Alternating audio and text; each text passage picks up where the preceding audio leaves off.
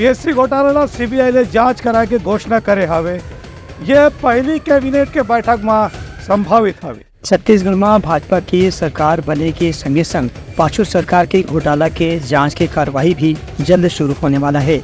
एमा सबले बड़े मुद्दा पीएससी घोटाला के रही से, जेमा भाजपा के नेता मन खिरी बेरी कहे रही कि पीएससी घोटाला के जांच ला सीबीआई से कराए जाही।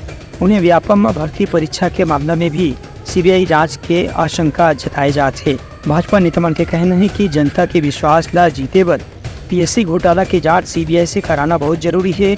एक स्थिति ये मामला में पहली कैबिनेट के बैठक में ही सीबीआई जांच के घोषणा करे के संभावना व्यक्त करे जाते। बता दें कि पीएससी के अध्यक्ष और सचिव समेत राज्य सरकार के कतकोन अधिकारी और नेता मन के करीबी मन के चयन हुए है। एक स्थिति भाजपा के कार्यकर्ता मन लगातार आरोप लगावत रही है कि इधर पीएससी भर्ती में भारी घोटाला हुए है। ये मामला उच्च न्यायालय में घनो चलत है। Bureau report Lucknow news.